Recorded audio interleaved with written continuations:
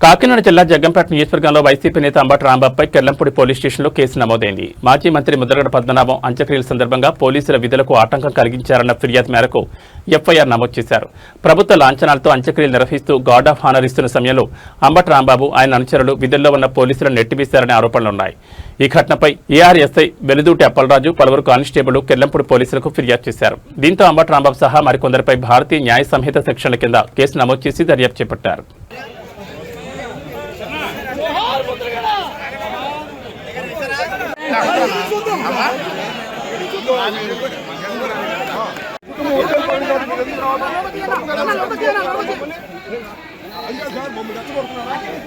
వద్దని ప్రకటించారు కదా.